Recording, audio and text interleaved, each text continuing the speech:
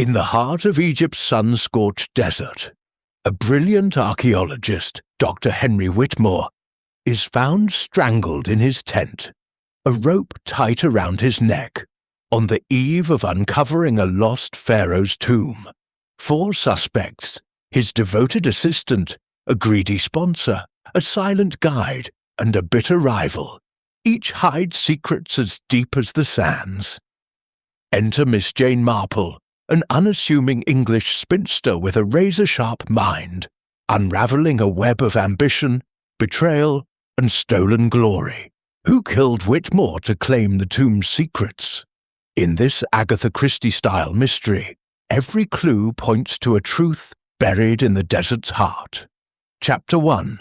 The Dust of Ages. In the soft light of an autumn afternoon, Miss Jane Marple sat in her cosy sitting room in St. Mary Mead, her knitting needles moving with the gentle precision of a metronome. The fire crackled in the hearth, casting a warm glow over the chintz curtains and the polished mahogany table, where a pot of tea steamed quietly. Her nephew, Raymond West, sprawled in an armchair, his usual air of intellectual restlessness tempered by a gleam of excitement. He had come with a story, one he knew would stir his aunt's curiosity, for it was not every day that murder intruded upon the tranquil village life she so keenly observed. "Aunt Jane," Raymond began, his voice carrying the cadence of a man about to unveil a particularly juicy tale. "Have you read about the archaeologist in Egypt? Found strangled at his dig site, of all places. The papers are calling it a perfect mystery." Miss Marple's needles paused, just for a moment, as her clear blue eyes met his. "Strangled, you say?" Her tone was mild, but there was a sharpness beneath it, like a blade hidden in silk. "That's a very personal way to kill, Raymond. It suggests anger, or perhaps fear. Tell me more." Raymond, delighted to have her attention, leaned forward, his hands gesturing animatedly. "It's quite the affair. Dr. Henry Whitmore, a renowned archaeologist, was working on a dig in the Egyptian desert, somewhere near the Valley of the Kings, I believe. He was after a lost pharaoh's tomb, one that's been whispered about for centuries. They found him 2 days ago, in his tent, with a rope around his neck.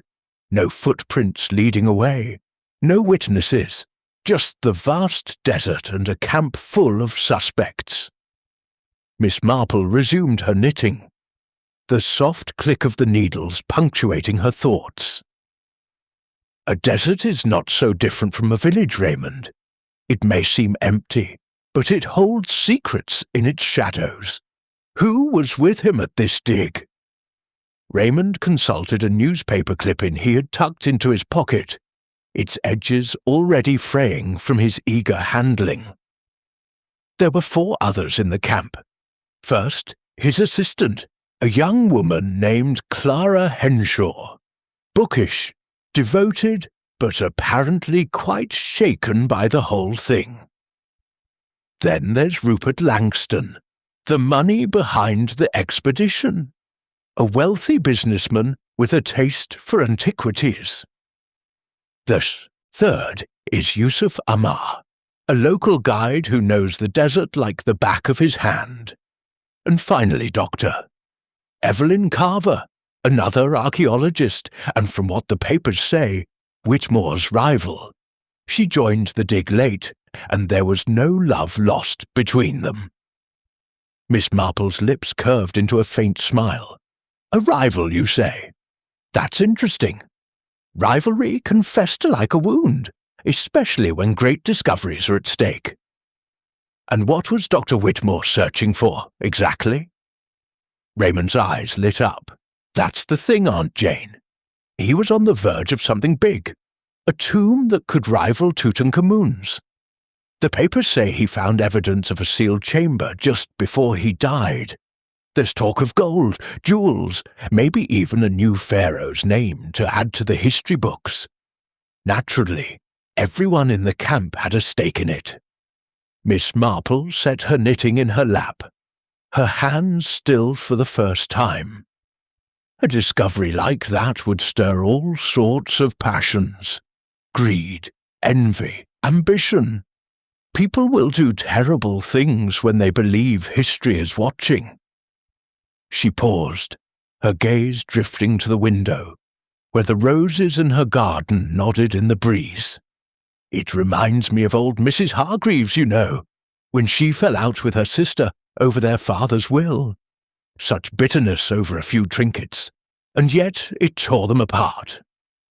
This, I suspect, is much the same, only with grander prizes. Raymond chuckled. You and your village parallels, Aunt Jane. But this is no squabble over a silver teapot. It's murder in the middle of nowhere, with no one to see or hear. Someone always sees, Raymond, she replied softly. Even in a desert, eyes are watching. The trick is to understand what they saw and why they won't speak of it. Raymond leaned back, folding his arms. Well, the British consulate in Cairo is stumped. They've got an inspector, Khalid I think his name is, running in circles. I told a friend at the Foreign Office you might be persuaded to take a look. They're keen to have you if you're willing. Miss Marple's eyes twinkled with a mixture of amusement and curiosity. Egypt, Raymond. At my age, the heat, the sand, the flies, hardly the place for an old spinster like me. But her tone betrayed her. The puzzle had taken hold, as she knew it would. A man strangled in a tent, surrounded by ambition and secrets, was precisely the sort of knot her mind delighted in unravelling. Oh, come now, Raymond teased. You've never let a little discomfort stop you. Think of it, a chance to see the pyramids, to walk where pharaohs did, and to solve a murder that's got the world talking. Miss Marple picked up her knitting again, her fingers moving with renewed purpose. Very well, Raymond. I shall go to Cairo, but I shall need my shawl and a good supply of tea. The desert may be full of wonders, but I suspect it's the people I'll find most revealing. As Raymond grinned and began to make arrangements, Miss Marple's thoughts drifted to the dig site, to the tent where a man had met his end, and to the 4 souls who shared that desolate camp. One of them, she was certain, had tightened that rope, driven by a motive as old as the sands themselves, and she, Jane Marple, would find it. Chapter 2. The Journey to Cairo. The train from Alexandria to Cairo swayed gently, its rhythmic clatter a soothing counterpoint to the vivid landscape unfolding beyond the window. Miss Jane Marple sat in her compartment, her hands folded neatly over a small leather travelling case, her eyes tracing the fleeting shapes of palm trees and mud-brick villages against the boundless blue of the Egyptian sky. The air was warm, even within the confines of the first-class carriage, and carried the faint, unfamiliar scent of dust and distant spices. She had embarked on this journey at her nephew Raymond's insistence, though she would never admit how the prospect of unravelling Dr. Henry Whitmore's murder had quickened her pulse. A strangling in a desert camp, surrounded getting artifacts for search result, index 0, query, by 4 souls with their own secrets, was precisely the sort of puzzle here that called to her quiet genius. Miss Marple adjusted her shawl, a sensible woolen affair despite the heat, and opened a small notebook. She had jotted down Raymond's account of the case. Doctor Whitmore, an archaeologist of repute, found dead in his tent at a remote dig site near the Valley of the Kings, a rope tightened around his neck. The suspects were his assistant, Clara Henshaw, his sponsor, Rupert Langston, a local guide, Yusuf Amar, and a rival, Dr. Evelyn Carver. Each, she suspected, had a story to tell, and she was determined to hear it. Her method was simple, honed over years of observing the small dramas of St. Mary Mead. People revealed themselves in their gestures, their silences, their fleeting glances. The desert, she mused, was merely a larger stage for the same human frailties. The train slowed as it approached Cairo, and Miss Marple gathered her things, stepping onto the platform into a whirl of noise and colour. Porters shouted in Arabic, vendors hawked their wares, and the air buzzed with the energy of a city that seemed to straddle centuries. A young man in a neatly pressed suit approached, his dark eyes courteous but strained. "Miss Marple?" "I am Inspector Ahmed Khalid, Cairo Police.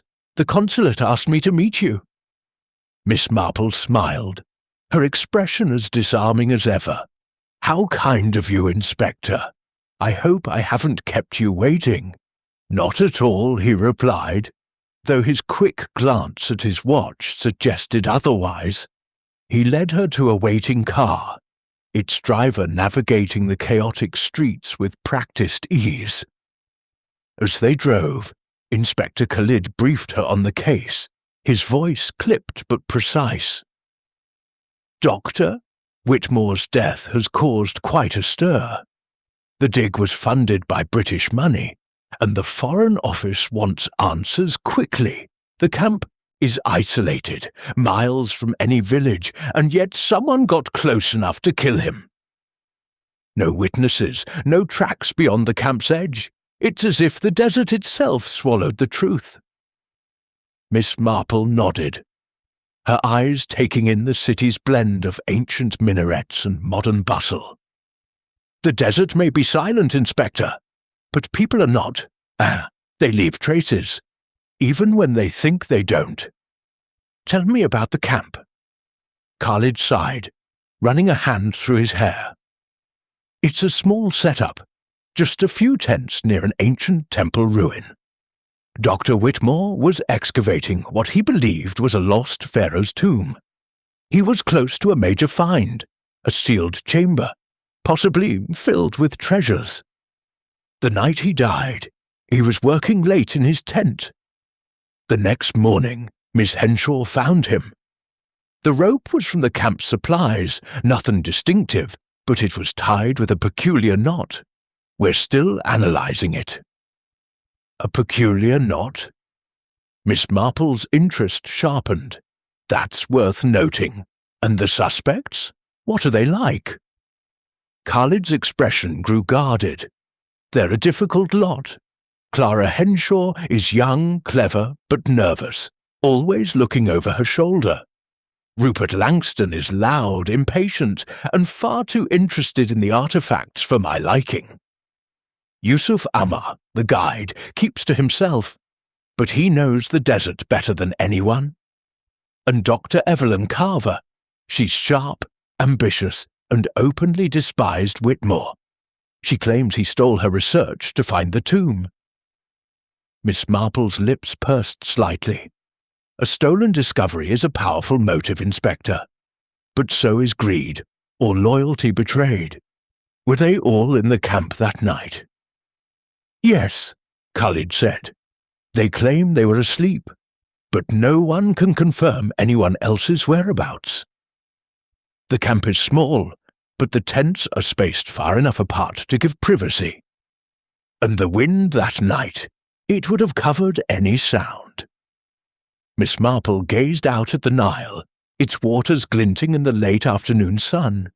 "Privacy in a desert camp is a curious thing. It invites secrets. I should like to meet them, Inspector, and see this camp for myself." Khalid nodded, though his expression betrayed a hint of skepticism. "The consulate speaks highly of you, Miss Marple, but I confess, this case feels like chasing shadows. I hope you can find something we've missed." She smiled gently, Shadows are often cast by something real, Inspector. We need only find the light to see it. The car pulled up to a modest hotel overlooking the Nile. Its whitewashed walls and shaded courtyard, a welcome respite from the city's clamour. Miss Marple's room was simple but comfortable, with a view of the river and the distant silhouette of the pyramids. She unpacked her few belongings, a sensible dress, her shawl, a tin of Earl Grey, and sat by the window, her notebook open. She wrote down the suspects' names, underlining Dr. Carver's. A rival's grudge was a thread worth pulling, but she knew better than to focus on one strand alone. In St. Mary Mead, she had seen quiet souls commit desperate acts, and she suspected this camp held its own quiet desperations. That evening, Inspector Khalid joined her for dinner in the hotel's dining room, a low-ceiling space adorned with faded tapestries and flickering lanterns. Over a meal of lamb and flatbread, he shared more details. Dr. Whitmore was a driven man, he said, stirring his tea. He kept his team on edge, always pushing for results. Miss Henshaw worshipped him, though she's cagey about it. Langston complained constantly about the costs, but he was obsessed with the tomb's potential. Amma, well, he's a Bedouin, loyal to his own code. And Carver, she's a force. She arrived a week before the murder, demanding a share of the credit. Miss Marple sipped her tea, her mind cataloguing each detail. And the camp itself? Was it secure? As secure as a desert camp can be, Khalid replied. Ammar patrolled the perimeter, but it's open ground. Anyone could approach under cover of darkness, though we found no signs of outsiders. The sand was disturbed around the tent, but the wind erased any clear tracks. She nodded thoughtfully. A camp in the desert is like a little village, isn't it? Everyone knows everyone else's business, yet they pretend they don't. Tell me, Inspector, did Dr. Whitmore have enemies beyond the camp? Khalid hesitated. There were rumours. Local workers who resented the foreign team, traders who thought Whitmore was smuggling artifacts, but nothing concrete. The murder feels personal, Miss Marple. That rope, that knot, it wasn't random. Miss Marple's eyes gleamed. A knot, you say? How very interesting. In my village, we once had a poacher who used a peculiar knot to tie his snares. It gave him away, you know. Small things often do. Khalid smiled, though it was clear he wasn't entirely convinced by her village anecdotes. I've arranged for you to meet the suspects tomorrow. They're staying in Cairo while we investigate. The camp is under guard, but we can visit it if you wish. I should like that very much, she said. The place where a crime happens often speaks louder than the people involved. After dinner, Miss Marple retired to her room, but sleep did not come easily. She sat by the open window, the night air carrying the faint hum of the city and the distant call of a muezzin. Her thoughts turned to the suspects. Clara Henshaw, young and devoted, might hide resentment beneath her loyalty. Rupert Langston, with his wealth and ambition, could have seen Whitmore as an obstacle to profit. Yusuf Ammar's silence suggested a man accustomed to keeping secrets, perhaps for reasons beyond the camp. And Evelyn Carver, her anger at Whitmore's theft of her work was a fire that could burn fiercely enough to kill. She opened her notebook again, sketching a rough map of the camp based on Khalid's description, a cluster of tents around a central fire. Dr. Whitmore's tent sat slightly apart, facing the temple ruins. The isolation intrigued her. A strangling required closeness, trust even, for the victim to allow the killer near. Whitmore had been working late, his tent lit by a lantern, his papers scattered. Someone had entered, perhaps under the guise of a friendly visit, and turned that moment into murder. Miss Marple closed her eyes, picturing the scene. The desert night, cold and vast, the wind whispering over the dunes. A figure slipping into the tent, the rope in hand, the knot already tied. She thought of Mrs. Eldridge, a widow in St. Mary Mead, who had once poisoned her husband over a betrayal no one suspected until the teacups were examined. The motive here, she sensed, was just as hidden, buried in the sands of ambition, envy, or fear. The next morning, Inspector Khalid arrived early, his car kicking up dust as it idled outside the hotel. Miss Marple, dressed in a sensible linen frock and her ever-present shawl, climbed in, her expression serene but her mind alert. The drive to the suspect's temporary lodgings, a guest house near the British consulate, took them through Cairo's labyrinthine streets, where donkey carts jostled with motor cars and the scent of jasmine mingled with exhaust. At the guest house, a colonial relic with peeling paint and creaking fans, Miss Marple observed the suspects as they gathered in a shaded courtyard. Clara Henshaw sat alone, her hands clasped tightly around a notebook, her eyes darting nervously. Rupert Langston paced, his florid face redder in the heat, muttering about delays and expenses. Yusuf Ammar leaned against a pillar, his dark eyes unreadable, a cigarette burning slowly between his fingers. Dr. Evelyn Carver stood apart, her posture rigid, a leather satchel slung over her shoulder as if ready to flee. Inspector Khalid introduced her. "This is Miss Marple, sent by the consulate to assist in our inquiries. She has a reputation for seeing what others miss." Langston snorted.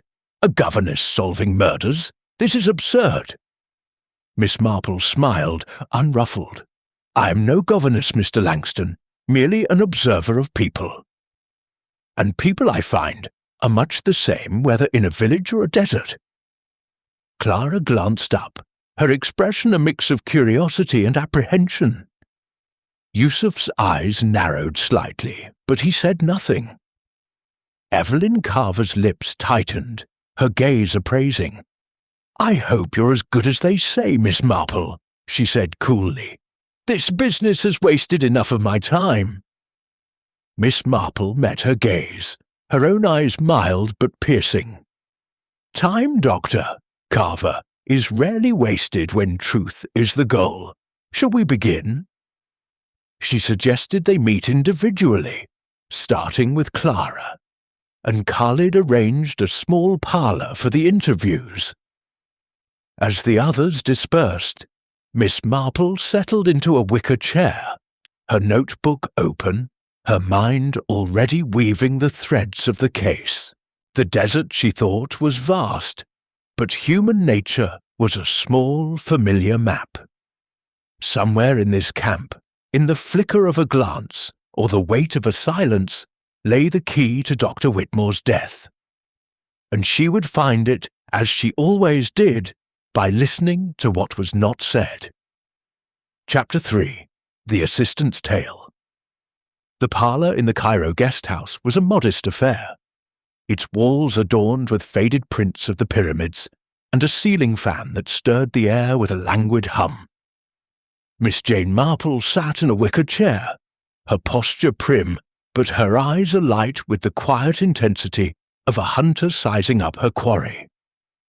Before her, Clara Henshaw perched on the edge of a cushioned stool, her hands clasped so tightly that her knuckles gleamed white against the tan of her skin.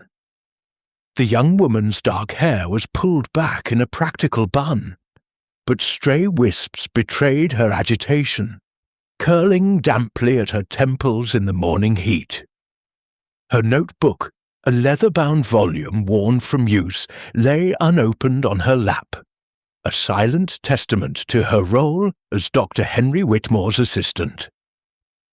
Miss Marple smiled, her expression as warm as a village vicar's wife offering tea, though her mind was already sifting through the nuances of Clara's demeanour. "Miss Henshaw," she began, her voice soft but deliberate, "I understand you were the first to find Dr. Whitmore. That must have been a dreadful shock." Clara's eyes flicked up, wide and shadowed, before dropping back to her hands. "It was," she said, her voice barely above a whisper. I still see him when I close my eyes. Lying there, so still, with that rope." She shuddered, her fingers tightening around the notebook. Miss Marple nodded sympathetically, her knitting needles, retrieved from her travelling case, clicking gently as she worked on a pale blue scarf. The rhythm was soothing, a deliberate contrast to the tension in the room. "It's a terrible thing to witness, my dear, but perhaps you could tell me about that morning. Every detail matters, you know, even the smallest things." Clara swallowed, her gaze darting to the window where the Nile's distant sparkle was just visible through a gap in the curtains. "It was early," she began. "The sun was barely up. I went to Dr. Whitmore's tent to bring him his notes. He liked to review them first thing. The camp was quiet except for the wind. It's always windy out there." She paused, her lips trembling. "When I called his name and got no answer, I thought he might still be asleep. But when I went inside, he was on the floor, his face so pale, the rope around his neck. I screamed, I think. Yusuf came running, then Mr. Langston. Dr. Carver was last." She looked almost angry, not shocked. Miss Marple's needles paused, just for a heartbeat. "Angry, you say? That's curious. But let's go back a bit. Tell me about Dr. Whitmore. What sort of man was he to work for?" Clara's expression softened, a flicker of admiration crossing, her face before it was eclipsed by grief. "He was brilliant, so dedicated. He lived for the work, you know. Every potsherd, every inscription, it was like a puzzle he had to solve. He could be intense, I suppose, demanding. He expected us to keep up with him, no matter how long the hours. But it was worth it. We were so close to finding the tomb." Miss Marple tilted her head, her eyes gentle but probing. "A tomb, I understand, that could change history. That must have been thrilling for you, being part of such a discovery." Clara nodded, a faint flush colouring her cheeks. "It was. I've always wanted to be an archaeologist, ever since I was a girl, reading about Carter and Tutankhamun. Dr. Whitmore gave me a chance when no one else would. I owe him everything." The words hung in the air, and Miss Marple noted the fervour in Clara's voice, the way her eyes shone with something more than professional respect. "You were very fond of him," she said softly, not as a question but as an observation. Clara's flush deepened, and she looked away, her fingers tracing the edge of her notebook. "He was my mentor," she said quickly. "I admired him, that's all." Miss Marple resumed her knitting, her expression unchanged. "Of course, my dear, admiration can be a powerful thing, but it can also be complicated, especially in a small camp, with so few people and so much at stake. Did anyone resent Dr. Whitmore's intensity?" Clara hesitated, her eyes flickering with something like fear. "Well, Dr. Carver, Evelyn, hated him. She thought he'd stolen her research. They had a terrible row the night before he died. I heard them shouting in his tent. She said he'd built his career on her work, that he had no right to the tomb. Miss Marple's needles clicked steadily, a counterpoint to the tension in Clara's voice. "A row, you say? How heated was it?" "Very," Clara admitted. "I was in my tent, transcribing notes, but I could hear her voice, sharp, like she was spitting the words. Dr. Whitmore told her to leave, that she was embarrassing herself. After that, it went quiet. I thought she'd gone." "And did you see her leave?" Miss Marple asked, her tone as mild as if she were inquiring about the weather. Clara shook her head. My tent was on the other side of the camp. I didn't see anything after that. I went to bed soon after." Miss Marple nodded, her mind filing away the detail. A heated argument, then silence. Silence, she knew, could be as telling as words. And the others, Mr. Langston, for instance. Was he content with Dr. Whitmore's leadership? Clara's lips tightened. Mr. Langston was always complaining. He wanted results faster, kept talking about the money he'd spent. He didn't understand how careful we had to be. Dr. Whitmore said he was a Philistine, only interested in gold, not history. Miss Marple smiled faintly. Some men see only the shine of treasure, not its story. And Mr. Amma? What was his relationship with Dr. Whitmore? Yusuf was distant, Clara said, choosing her words carefully. He did his job, kept us safe, guided us through the desert. But he didn't like Dr. Whitmore much. I overheard him once, muttering about foreigners digging up sacred places. He never said it to Dr. Whitmore's face, though. Miss Marple's eyes narrowed slightly, though her smile remained. Sacred places? That's an interesting perspective. The desert holds many beliefs, doesn't it? Tell me, Miss Henshaw, what were you doing that night before the argument? Clara blinked, caught off guard. I was working, as I said, transcribing Dr. Whitmore's notes. He'd found a new inscription that day, near the temple entrance. We were all excited. It hinted at a sealed chamber below. Miss Marple leaned forward slightly, her voice gentle but insistent. And after the argument, you went to bed, you say. Did you hear anything else? A sound, perhaps? Or someone moving about the camp? Clara's hands tightened around her notebook, her nails digging into the leather. No, nothing. The wind was strong that night. It drowns out everything. I wish I'd heard something. Maybe I could have helped him. The tremor in her voice was genuine, but Miss Marple noted the way Clara's eyes avoided hers, the slight quiver in her fingers. Grief? Yes, but something else too. Guilt, perhaps, or fear of revealing too much. You mustn't blame yourself, my dear, Miss Marple said kindly. You did what you could. But tell me, did Dr. Whitmore ever confide in you about his fears? Did he suspect anyone might wish him harm? Clara shook her head, but the movement was too quick, almost reflexive. No, he never said anything like that. He was focused on the work, always the work. Miss Marple nodded, her needles resuming their rhythm. Of course, a man like Dr. Whitmore would be. But even dedicated men have enemies, Miss Henshaw, sometimes closer than they think. Clara's eyes widened, and for a moment Miss Marple thought she might speak, but the young woman pressed her lips together and said nothing. Miss Marple let the silence stretch, a tactic she had perfected in St. Mary Mead when coaxing confessions from reluctant villagers. But Clara remained silent, her gaze fixed on the floor.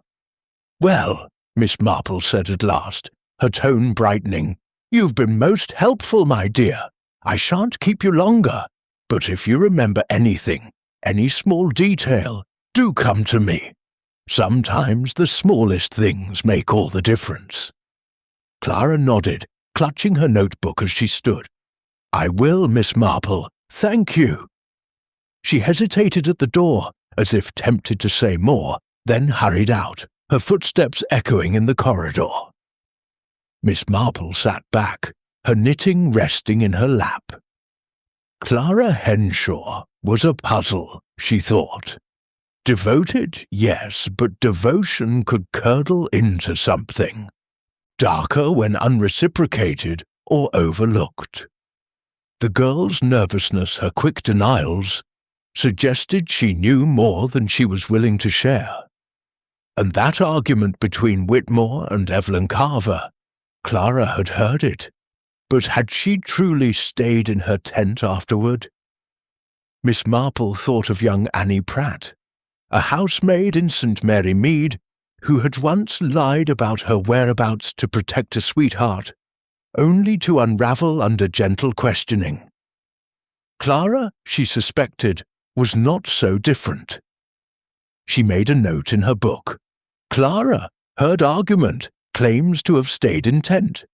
Devoted to Whitmore, possibly too much. Hiding something. Then she closed the notebook and rose, smoothing her dress. The morning was still young, and there were 3 more suspects to meet. Each, she was certain, would reveal a piece of the truth, whether they meant to or not. The desert, like her village, was a place where secrets could not stay buried forever. Chapter 4. The Sponsor's Ambition. The Cairo guest house's parlour, with its faded tapestries and creaking fan, seemed to shrink under the presence of Rupert Langston. He entered with the confidence of a man accustomed to commanding rooms, his broad frame filling the doorway, his florid face glistening with perspiration, despite the morning's relative coolness. His suit, expensively tailored but slightly crumpled from the heat, spoke of wealth, as did the heavy gold watch chain dangling across his waistcoat.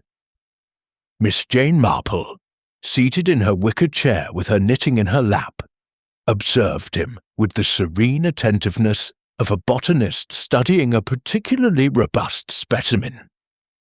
Her needles clicked softly, a gentle rhythm that belied the sharpness of her gaze as she took in his restless energy.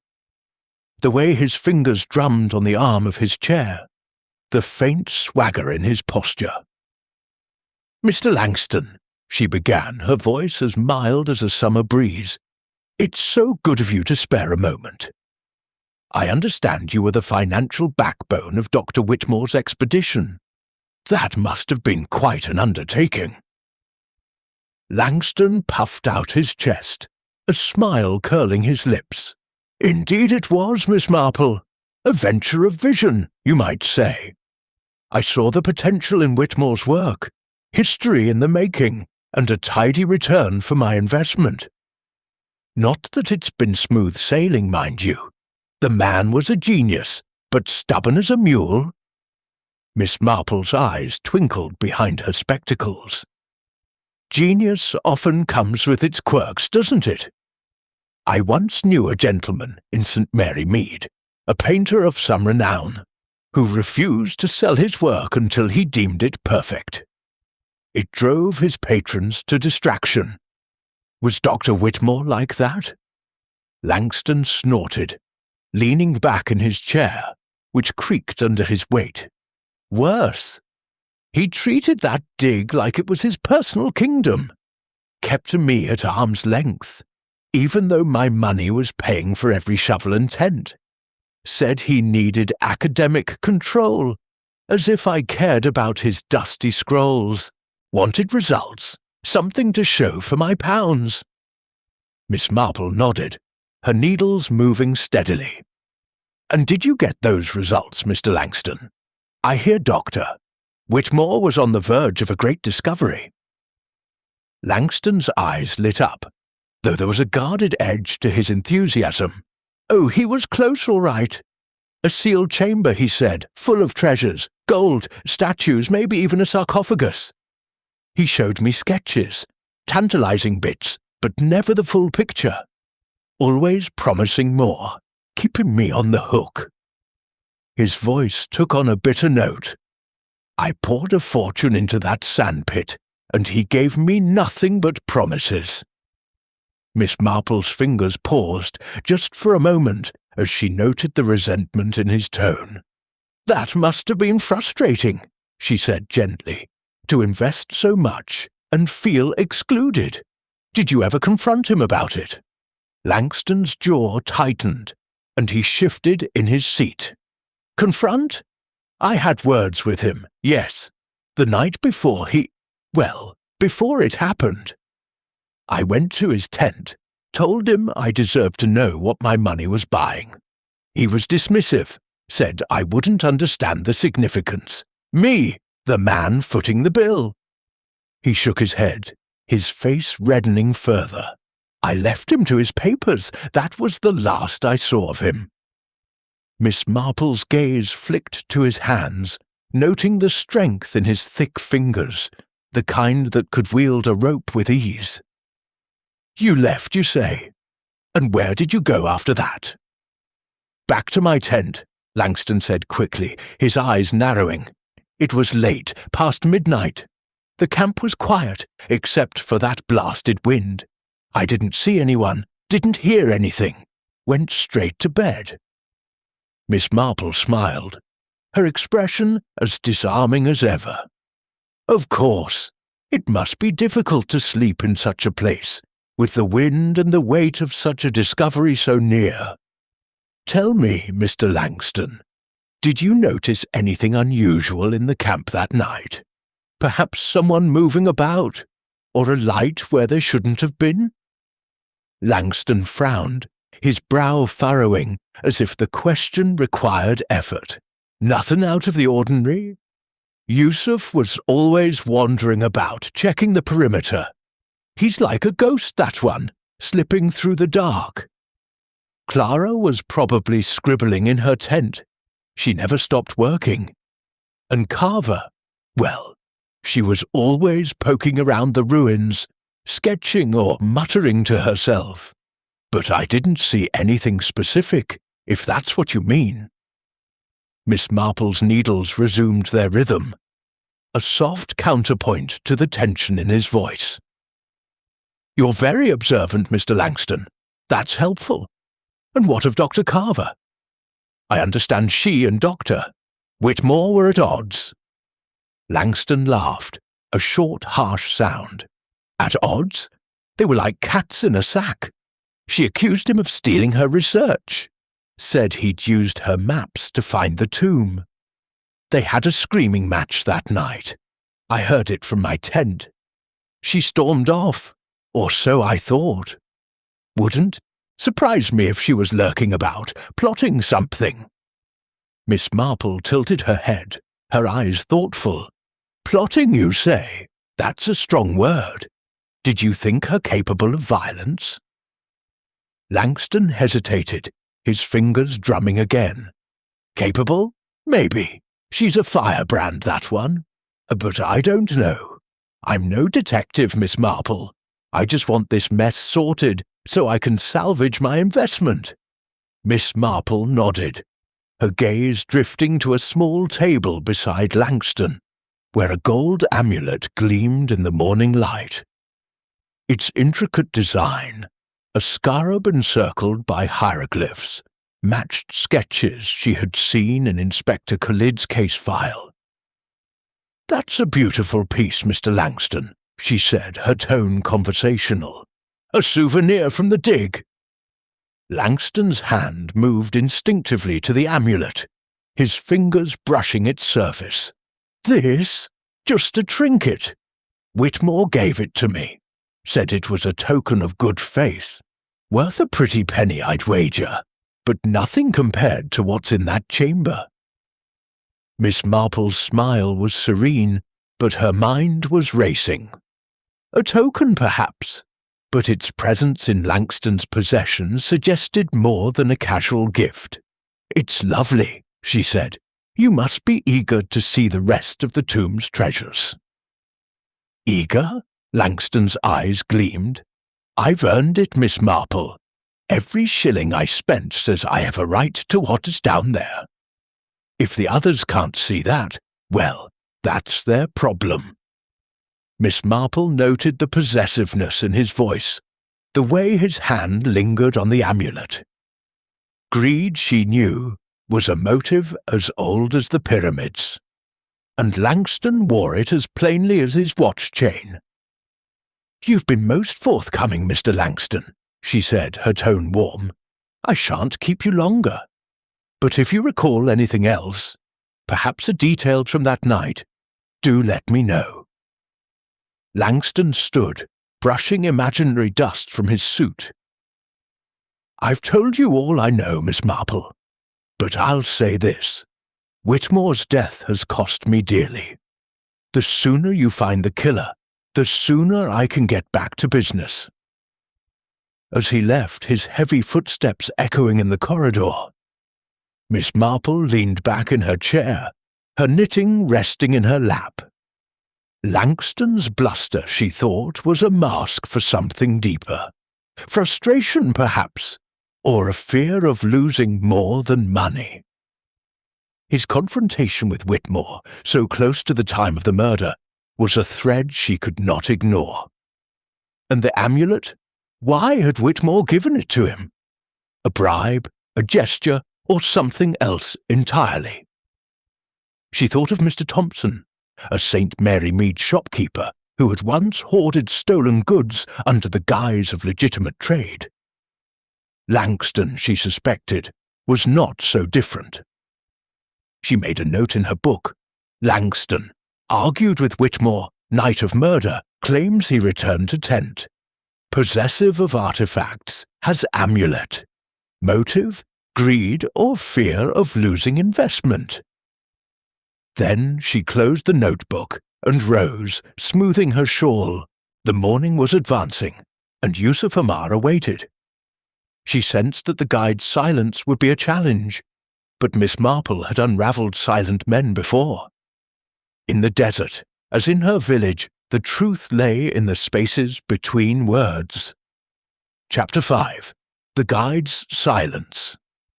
The midday sun cast sharp shadows across the Cairo guesthouse courtyard, where Miss Jane Marple waited for Yusuf Amar at a small table shaded by a gnarled acacia tree. A breeze carried the scent of the Nile, mingling with the faint aroma of coffee from a nearby cafe. She had chosen this open setting for their meeting, sensing that a man like Yusuf, accustomed to the vastness of the desert, might feel confined in the parlour's close quarters. Her knitting lay folded in her lap, a pale blue scarf taking shape, though her hands were still, her attention fixed on the approaching figure. Yusuf moved with a quiet grace, his lean frame clad in a simple linen robe, his dark eyes unreadable beneath the brim of a worn cap. He carried himself like a man who knew the weight of silence. And Miss Marple, with her keen understanding of human nature, was prepared to navigate its depths. "Mr. Amar," she said, her voice warm and inviting as she gestured to the chair opposite, "thank you for joining me. I hope the coffee is to your liking." Yusuf sat, his movements deliberate, and accepted the small cup of thick, dark coffee with a nod. "It is good," he said, his voice low, accented with the cadence of the desert tribes. "You are the English lady asking about Dr. Whitmore's death." Miss Marple smiled, her eyes crinkling with a disarming kindness. "I am indeed. Just an old woman with a knack for noticing things, Mr. Amar. I understand you were the guide for Dr. Whitmore's expedition. That must be a great responsibility, keeping a camp safe in such a wild place." Yusuf's gaze met hers, steady and guarded. "The desert is not wild to those who know it. It has its ways, its signs. My job was to read them. to keep the foreigners from losing themselves. Miss Marple nodded, her expression thoughtful. And you did, I'm sure. A man of your experience must see much that others miss. Tell me, what was Dr. Whitmore like to work with? Yusuf sipped his coffee, his eyes never leaving hers. He was driven, always digging, always searching. He did not listen to the desert. He thought it could be conquered, like a map or a book. That is not how it works.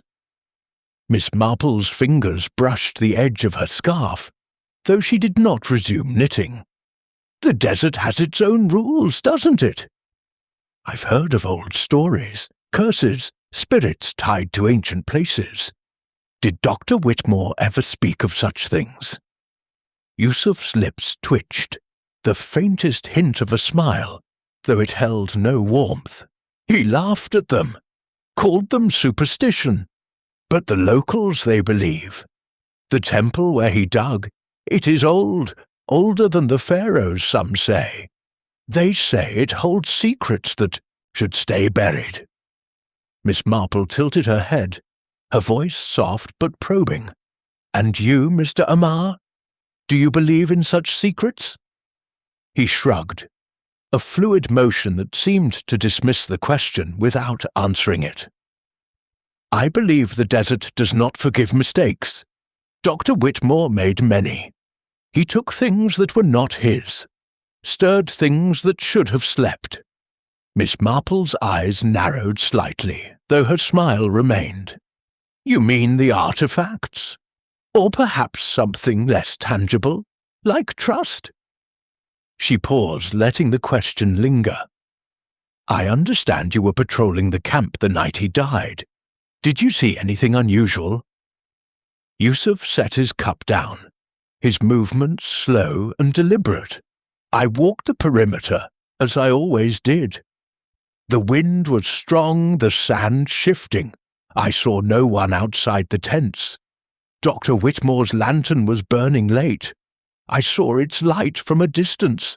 I thought nothing of it. He often worked through the night. Miss Marple leaned forward slightly, her tone as gentle as a breeze. And after that? Did you hear anything, voices, perhaps, or footsteps? Yusuf's gaze flickered, just for a moment, before settling back into its calm intensity. The wind carries many sounds, Miss Marple. It is hard to be sure. I heard Dr. Carver shouting earlier. She and Whitmore argued, as they often did. But after that, nothing. I returned to my tent. Miss Marple nodded, her mind cataloguing the subtle shift in his expression. Doctor? Carver's argument must have been quite heated. Did you hear what it was about?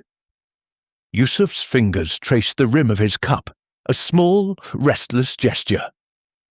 She accused him of theft, her work, her maps.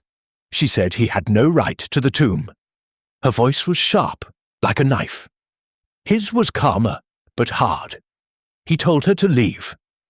Miss Marple's eyes gleamed with interest.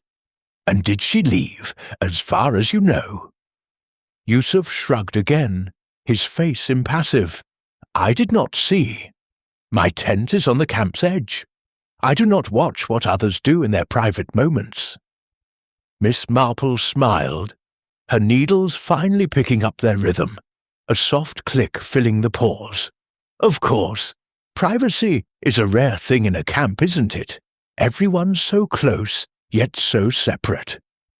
Tell me, Mr. Amar, what did you think of the others?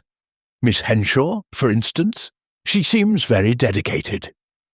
Yusuf's eyes softened, a fleeting warmth that surprised her. Clara is young, eager. She worked hard, followed Whitmore like a shadow. Too hard, perhaps. She did not rest. Miss Marple noted the gentleness in his tone, a contrast to his earlier reserve. And Mr. Langston, he must have been quite different to work with. Yusuf's expression hardened. Langston is loud, like a storm that does not see the dunes it scatters. He wanted gold, not knowledge. He argued with Whitmore often, about money, about time.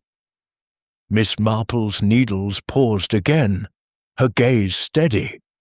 Arguments seem common in this camp. Did you ever argue with Dr. Whitmore yourself? Yusuf's eyes met hers, unblinking. Number, I did my job. He did his. We understood each other. Miss Marple tilted her head, her voice soft but insistent. Yet you said he took things that were not his. That sounds like a grievance, Mr. Umar. For the first time, Yusuf's calm wavered, a flicker of something, anger perhaps or regret, crossing his face. I meant the land, the ruins. They belong to the desert, to its people, not to foreigners who dig for glory. Miss Marple nodded, her expression thoughtful. I see. The desert is your home, isn't it? It must be hard to watch it carved up by strangers. In my village, we once had a newcomer who tried to fence off the common green. The villagers were quite upset, though they never said so directly. People often hide their true feelings, don't they? Yusuf's lips pressed into a thin line, but he said nothing, his silence louder than words. Miss Marple let it stretch, her needles clicking steadily, a sound that seemed to fill the courtyard with its own quiet authority. She thought of Mr. Grayson, a St. Mary Mead gardener who spoke little but knew every secret in the village, simply because he listened where others did not. Yusuf, she sensed, was such a man, his silence a shield for what he saw and felt. Mr. Umar, she said at last, her tone as kind as ever, you strike me as a man who notices everything. If you saw something that night, something small, something you thought unimportant, would you tell me? Yusuf's eyes held hers, searching as if weighing her worth. If I saw something worth telling, I would, he said finally, but the desert keeps its own counsel, Miss Marple. She smiled, undeterred. As do you, I suspect. But thank you for your time. I hope we may speak again. Yusuf rose, his movements fluid, and gave her a slight nod before turning to leave. As he walked away, his shadow long against the sunlit stones, Miss Marple watched him go, her mind turning over his words. His reticence was not mere reserve, she thought. It was deliberate, a wall built to protect something, loyalty perhaps, or a truth he was not yet ready to share. His mention of the desert secrets, his subtle disdain for Whitmore's ambition, hinted at a deeper conflict, one rooted in the land itself. She opened her notebook and wrote, Yusuf, patrolled camp, saw Whitmore's lantern late, heard Carver's argument, claims no other sounds, resents foreigners' intrusion, protective of Clara, hiding knowledge of the night. Then she closed the book, her fingers brushing the scarf in her lap. The desert, she mused, was like her village green, quiet on the surface, but alive with undercurrents. Yusuf Umar knew more than he said, and she would find a way to draw it out, as she had with so many silent souls before. Chapter 6. The Rival's Grudge. The dining room of the Cairo guest house was bathed in the soft glow of lanterns, their light casting intricate shadows across the walls, where faded murals of lotus flowers and ibises hinted at a grandeur long past. Miss Jane Marple sat at a small table set for two, her hands folded neatly over her ever-present knitting, though the needles lay idle for now.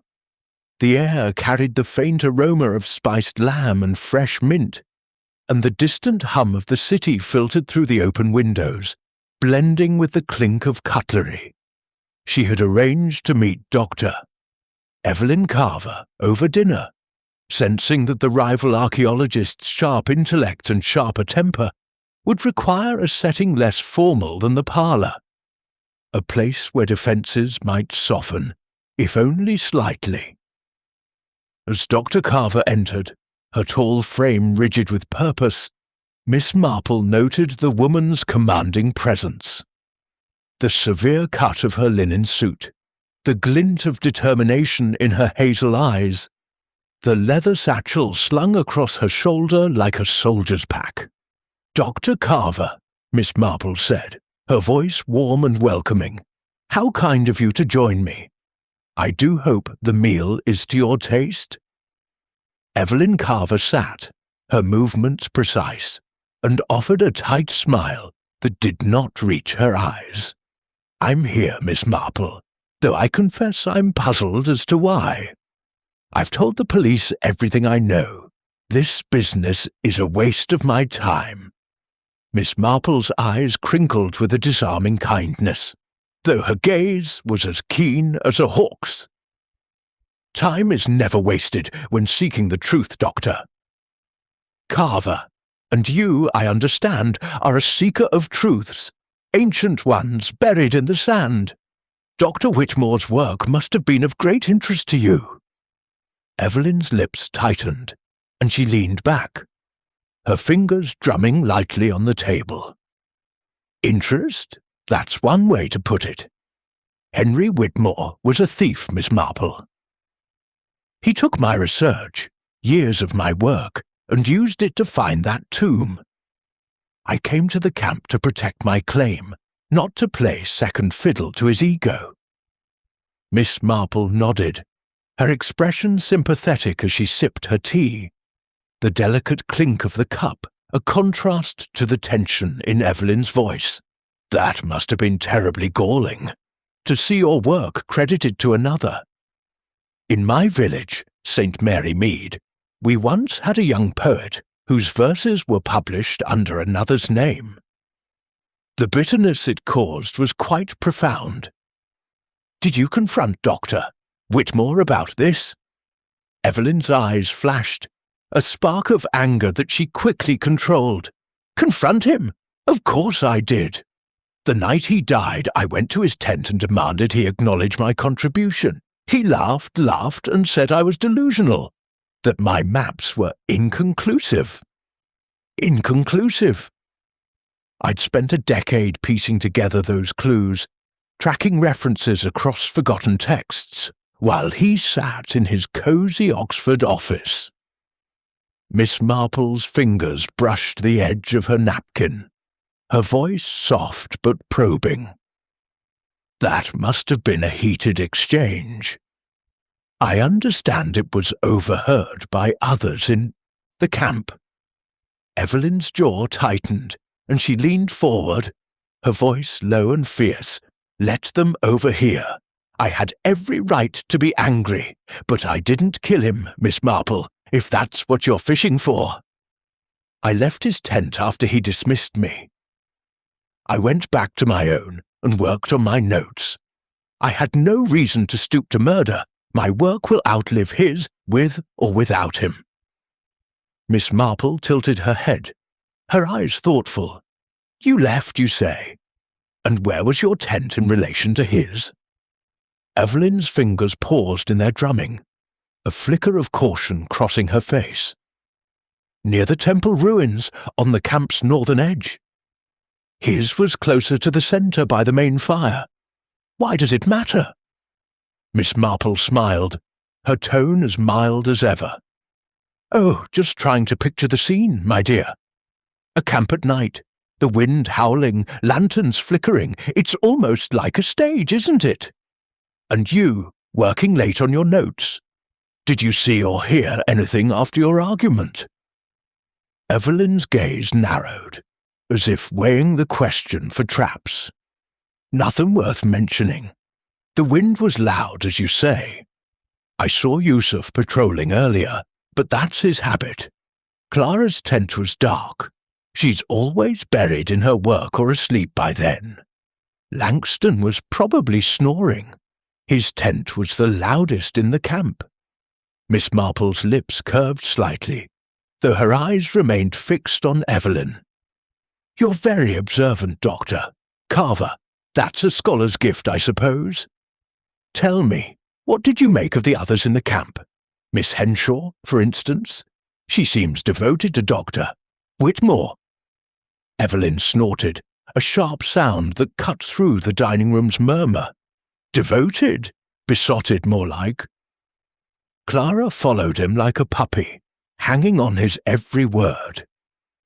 She'd have done anything for him, though I doubt he noticed. He was too busy preening for the history books. Miss Marple nodded, her fingers now moving to her knitting, the needles clicking softly. And Mr. Langston, his interest seems more material than academic. Langston's a vulture, Evelyn said bluntly. He didn't care about the history, only the gold. He hounded Whitmore for results, always waving his checkbook like a scepter. If anyone had a reason to lose patience with Henry, it was him. Miss Marple's needles paused, her gaze steady. And Mr. Amar, what was his place in this? Evelyn's expression softened, just for a moment, a flicker of respect in her eyes. Yusuf is different. He knows the desert respects it. He didn't like Whitmore's methods, thought he was desecrating sacred ground, but he's not the type to act on it. He's too measured. Miss Marple leaned forward slightly, her voice gentle but insistent. You seem to know the camp well, Doctor. Carver. Did you ever sense danger around Dr. Whitmore? Perhaps a threat he didn't see. Evelyn's eyes met hers, sharp and assessing. Danger! The man was his own worst enemy, alienated everyone. Clara with his indifference, Langston with his secrecy, Yusuf with his arrogance. If he sensed danger, he never showed it. He was too obsessed with that tomb. Miss Marple nodded, her mind cataloguing the bitterness in Evelyn's words, the way her fingers tightened around her satchel. That tomb must be extraordinary, she said, her tone conversational. To inspire such passion. Have you seen it yourself? Evelyn's posture stiffened, her voice clipped. Not yet. Whitmore kept us out, said it wasn't ready. But I know what's there. My research mapped it. A sealed chamber, likely filled with treasures. I'll see it soon enough, now that he's gone. Miss Marple's eyes gleamed, though her smile remained serene. I'm sure you will, Doctor. Carver, your determination is admirable, but tell me, that night, after your argument, did you go straight to your tent, or did you perhaps take a walk to clear your mind? Evelyn's gaze hardened, a flicker of defiance in her eyes. I went to my tent, as I said. I had work to do. I didn't need to wander about like some lost soul. Miss Marple nodded, her needles resuming their rhythm. Of course. Work is a great comfort, isn't it? In my village, when tempers flare, people often turn to their tasks to calm themselves. But sometimes they see things they don't expect, lights, shadows, someone moving in the dark. Evelyn's lips pressed into a thin line, and for a moment Miss Marple thought she might snap. But the archaeologist leaned back, her voice cold. If you're implying something, Miss Marple, say it plainly. I didn't kill Henry Whitmore. I didn't need to. His own arrogance would have buried him eventually. Miss Marple's smile was undeterred, her voice as gentle as ever. I imply nothing, my dear.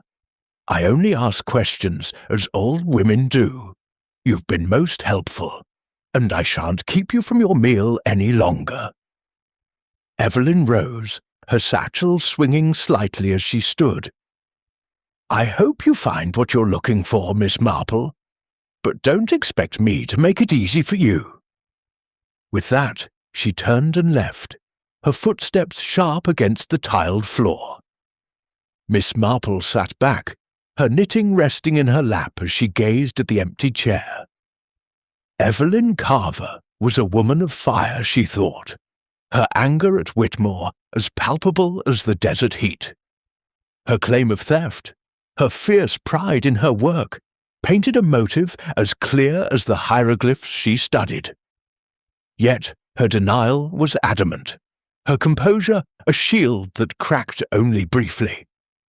Miss Marple thought of Mrs. Langley, a St. Mary Mead schoolteacher who had once sabotaged a rival's garden out of spite, her calm demeanour hiding a heart full of venom.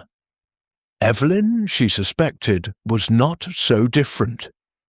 She opened her notebook and wrote, "Evelyn argued fiercely with Whitmore, night of murder. Claims she returned to tent. Resents his theft of her research. Ambitious, proud. Observed others closely. Did she see more than she admits?" Closing the book, she sipped her tea, her mind turning over the evening's revelations. Evelyn's grudge was a thread that ran deep, but the camp held other threads. Clara's devotion, Langston's greed, Yusuf's silence. The truth, she knew, lay in their weave, and she would unravel it, as she always did, with patience and a keen eye for the human heart. Chapter 7. The Scene of the Crime. The desert stretched before Miss Jane Marple like an endless canvas of gold and shadow, its dunes sculpted by a restless wind that carried the faint, dry scent of ancient stone. The car, driven by Inspector Khalid, jolted along a rutted track, kicking up clouds of dust that shimmered in the late morning sun. Miss Marple sat in the back, her shawl draped over her shoulders despite the heat, her small leather notebook resting in her lap. She had insisted on visiting the dig site where Dr. Henry Whitmore had met his end, for she knew that places, like people, held their own silent stories. The camp, nestled near the ruins of an ancient temple, was a half-day's journey from Cairo, and as the city's clamour faded behind them, Miss Marple felt the weight of the desert's vast solitude settle over her. Inspector Khalid glanced at her through the rearview mirror, his expression a mix of curiosity and faint exasperation. "I hope this trip is worth it, Miss Marple," he said, his voice carrying over the engine's hum. "The camp has been searched thoroughly. We found nothing beyond the rope and some scattered papers." Miss Marple smiled, her eyes crinkling behind her spectacles. "I'm sure you've been most thorough, Inspector, but sometimes a fresh pair of eyes sees what familiarity overlooks. In my village, St. Mary Mead, we once solved a theft because a flower bed was trampled in a way no one noticed until I pointed it out. Small things, you see, can speak loudly." Khalid's lips twitched, though he kept his eyes on the track. "I'll take your word for it. But the desert is not a village. It erases things, footprints, clues, even motives." Miss Marple's gaze drifted to the horizon, where the temple's jagged silhouette emerged against the sky. "It may erase footprints, Inspector, but not intentions. Those leave traces of their own." The camp came into view as they crested a dune, a cluster of canvas tents huddled around a central fire pit, dwarfed by the crumbling stone pillars of the temple ruins. The site was eerily quiet, guarded only by a single local policeman who stood watch near the entrance. The tents, weathered by sun and sand, flapped gently in the breeze, their guy ropes taut against the shifting ground. Dr. Whitmore's tent, marked by a faded red flag, stood slightly apart, its entrance facing the temple's shadowed arches. Miss Marple noted its position, isolated yet central, like a vicar's house in a village square. Visible to all, yet private in its way. Khalid parked the car, and they stepped out into the heat, the sand crunching under Miss Marple's sensible shoes. She adjusted her shawl, her eyes scanning the camp with the quiet intensity of a gardener inspecting a neglected plot. "Where was Dr. Whitmore found?" she asked.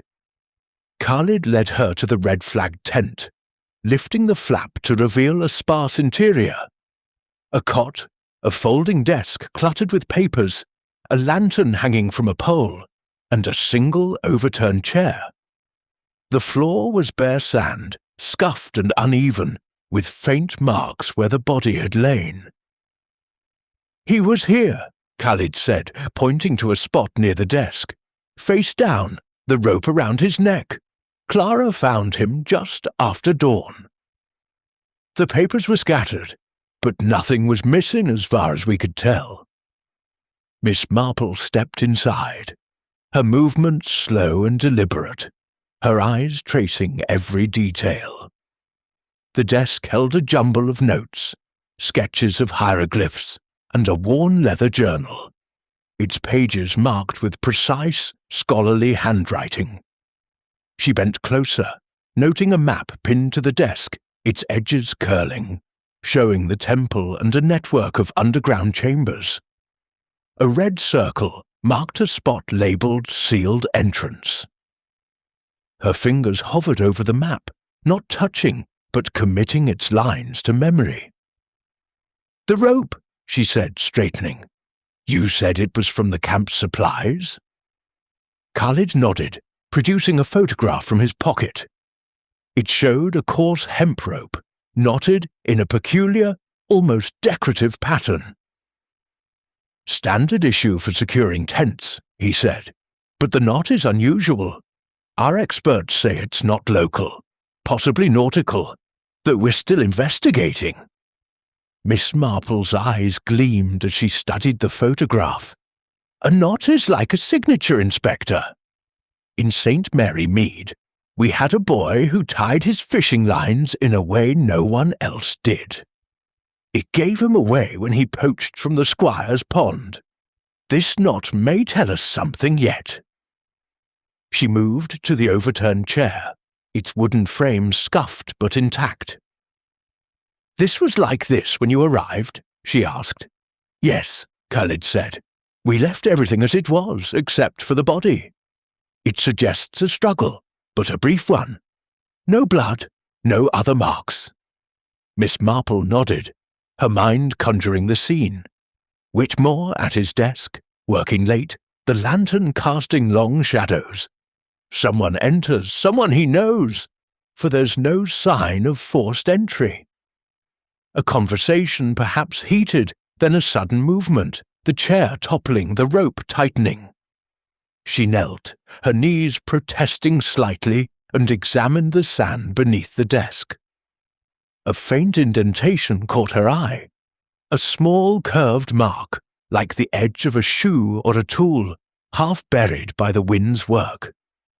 "Inspector," she said, pointing, "have you noticed this?" Khalid crouched beside her, his brow furrowing. "It could be anything. Sand shifts constantly here." "Perhaps," Miss Marple said, her tone mild but firm. "But it's worth noting. Small things, you know, often lead to larger truths." She rose, brushing sand from her skirt, and stepped outside, her eyes scanning the camp's layout.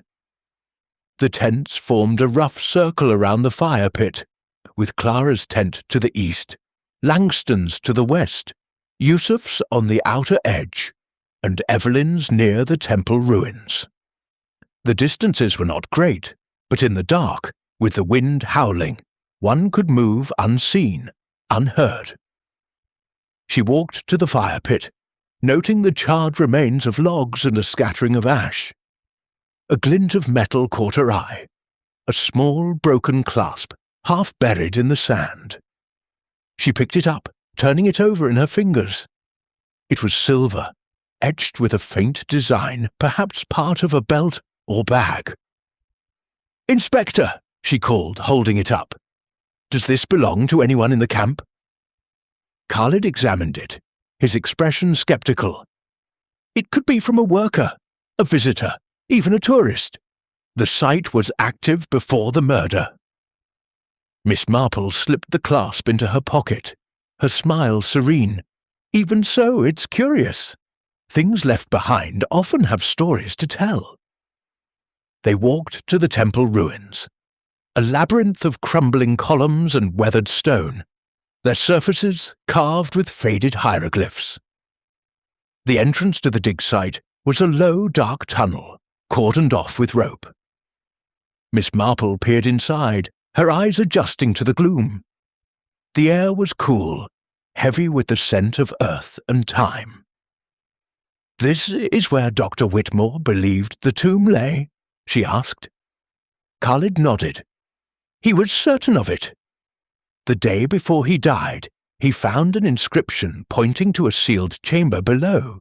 He planned to breach it the next morning. Miss Marple's gaze lingered on the tunnel, her mind turning over the weight of such a discovery.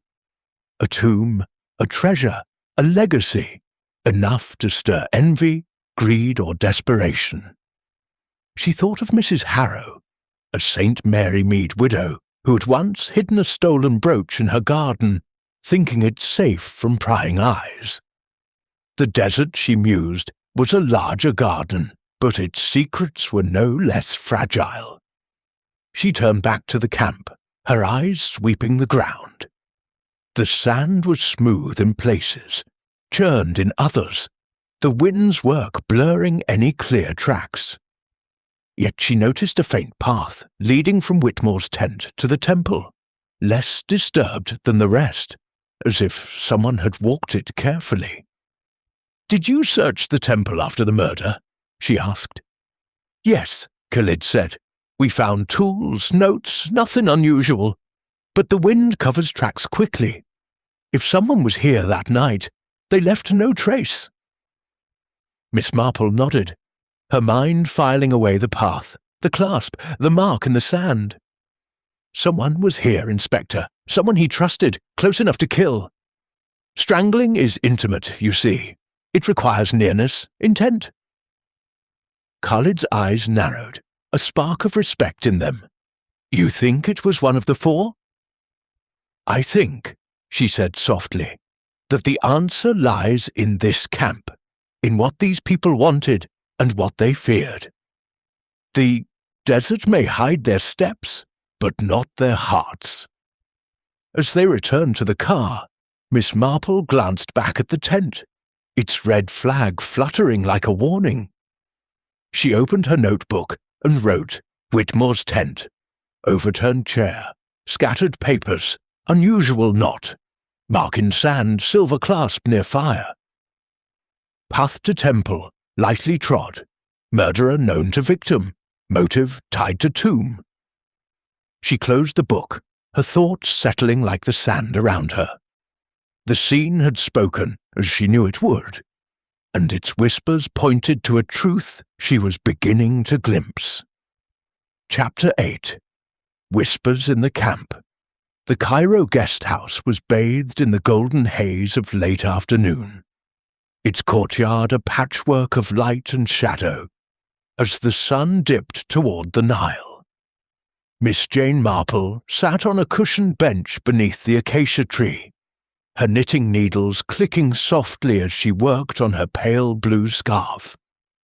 The air was warm, carrying the faint hum of the city and the distant cry of a street vendor. But her mind was far from Cairo, fixed instead on the desolate camp where Dr. Henry Whitmore had met his end. Her visit to the dig site had sharpened her sense of the case. The overturned chair, the peculiar knot, the silver clasp glinting in the sand, all fragments of a puzzle that was beginning to take shape. Yet she knew the key lay not only in the physical traces, but in the human currents that had swirled through that camp. To uncover those, she needed a perspective less guarded than that of the suspects. she had arranged to meet Aisha, the camp's cook, a woman whose name had surfaced in Inspector Khalid's notes as a peripheral figure, yet one who had been present through the expedition's daily rhythms. Aisha, Miss Marple suspected, was like Mrs. Baker, the St. Mary Mead postmistress, who saw everything while appearing to see nothing. Such women, with their quiet presence and sharp eyes, often held the threads that tied a mystery together. Aisha approached, her steps light on the courtyard stones, her dark eyes lively beneath a colourful headscarf. She was a stout woman in her 40s, her hands calloused from years of work, her smile warm but tinged with wariness. "Miss Marple," she said, her English accented but clear. "The inspector said you wanted to speak with me. I don't know what I can tell you. I'm just the cook." Miss Marple's smile was as disarming as ever, her eyes crinkling with kindness. "Oh, my dear, you'd be surprised how much a cook sees. In my village, St. Mary Mead, the kitchen is often the heart of a house, where all the gossip flows. Please sit. Tell me about the camp." Aisha settled onto the bench, smoothing her skirt, her wariness easing under Miss Marple's gentle tone. "It was a small place," she began, "just tents and sand with the temple looming over us. I cooked for the team, Dr. Whitmore, Miss Clara, Mr. Langston, Yusuf, and later Dr. Carver. They were different. Tense, always arguing, except Yusuf. He kept quiet, watched. Miss Marple nodded, her needles moving steadily, a soothing rhythm that invited confidence. Tense, you say? That's not surprising, with such a discovery so close. What sort of arguments did you overhear?" Aisha's eyes flickered, as if weighing how much to share. "Dr. Whitmore and Mr. Langston, they fought about money. Mr. Langston would shout about costs, saying the dig was bleeding him dry. Dr. Whitmore would snap back, saying it wasn't about gold, it was about history. But Mr. Langston, he didn't care for history. He wanted treasure." Miss Marple's lips curved slightly, her mind noting the echo of Langston's own words. "Greed can be a powerful force, can't it? And what of Miss Henshaw? She must have been caught in the middle." Aisha's expression softened, a trace of pity in her eyes. "Poor Clara. She worked so hard, always scribbling, always following Dr. Whitmore. She looked at him like he was the sun, but he barely noticed her. Not like that. I saw her sometimes late at night, going to his tent with papers. She'd stay a while, then leave, her face all tight and sad." Miss Marple's needles paused, just for a heartbeat. "Late at night, you say? That's interesting. Did you see her go to his tent the night he died?" Aisha hesitated, her fingers twisting the edge of her headscarf. "Not that night, no. But it was her habit. She'd bring him notes, maps, things he asked for. That night, I was cleaning the cooking pots by the fire.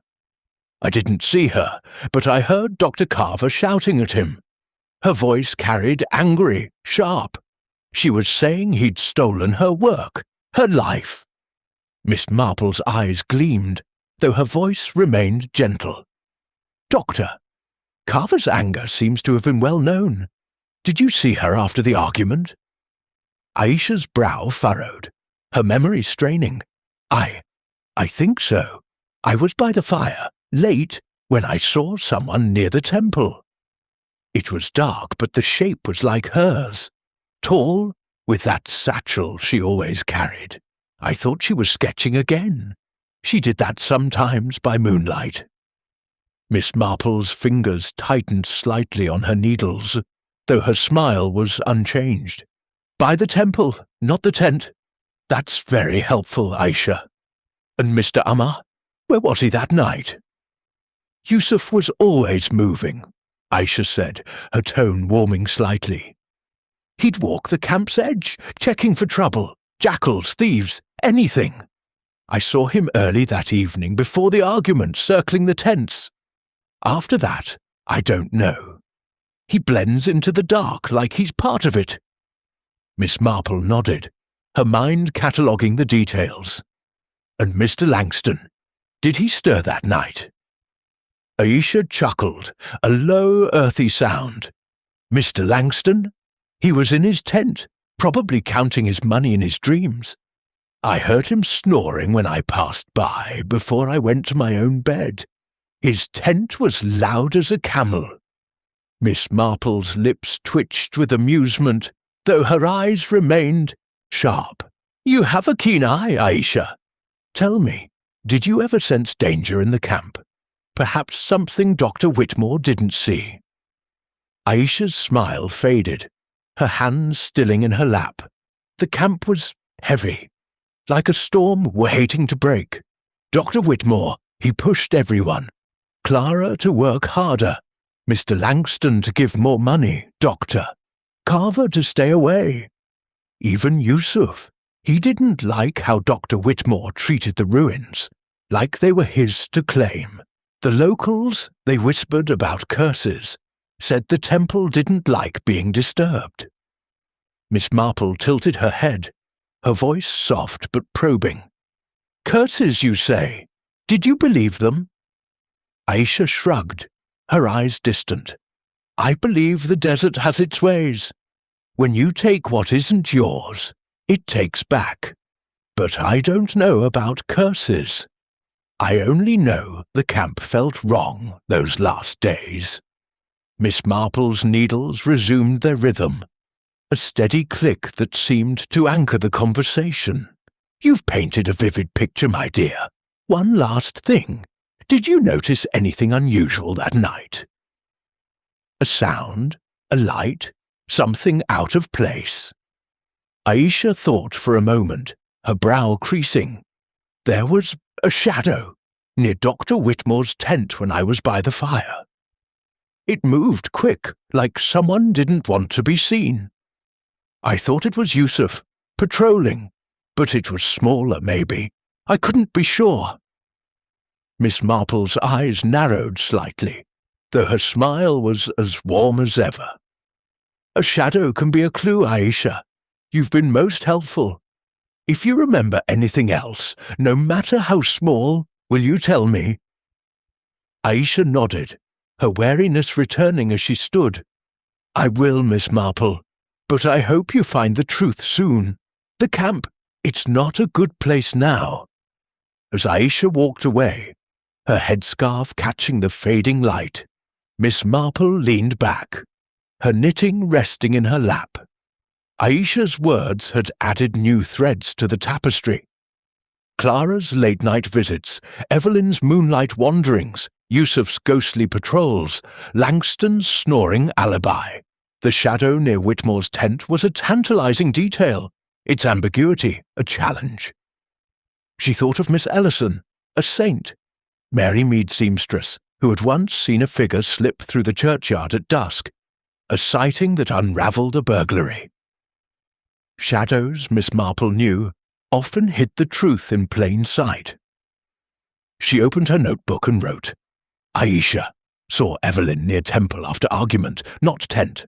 Clara's late visits to Whitmore Common.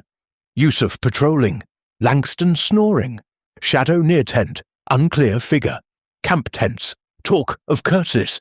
Who moved in the dark?" She closed the book, her fingers brushing the scarf as her mind turned over the new pieces.